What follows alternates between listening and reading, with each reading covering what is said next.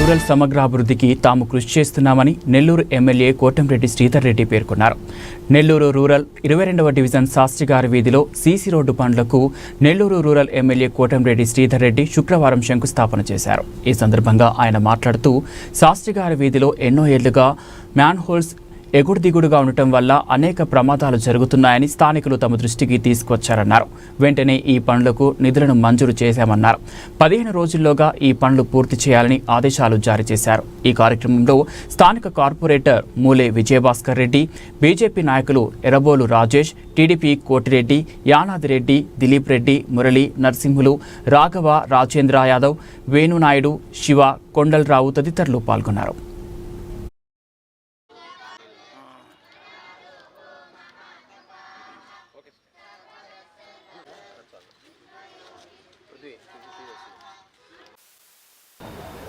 మరీ ముఖ్యంగా 22వ డివిజన్ భక్తవత్సల నగర్ యొక్క శాస్త్రి గారి వీధి, ఈ వీధిలో అధ్వాన్నపు రోడ్లతో అనేక సంవత్సరాలుగా ఈ వీధిలో ఉండే ప్రజలు లేదా ఈ వీధి గుండా వెళ్ళే ప్రజలు నరక యాతన అనుభవించినటువంటి పరిస్థితి.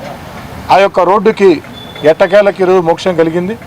ఈరోజు ఈ రోడ్డు పనులకి శంకుస్థాపన చేసుకోవడం జరిగింది.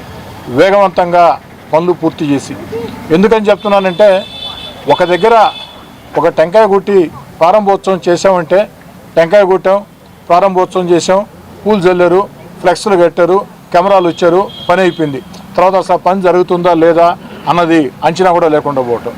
కానీ నేను శాసనసభ్యుడిగా ఉన్నంతకాలం గత 10 ఏళ్లుగా ఏ విధంగా ప్రవర్తించానో ఇప్పుడు కూడా అదే పరిస్థితి. 5 ఏళ్ళు కూడా ఎక్కడైనా సరే ప్రారంభోత్సవం చేసామంటే ఆ పని చెప్పిన కాల వ్యవధిలోగా పూర్తి చేయాలా.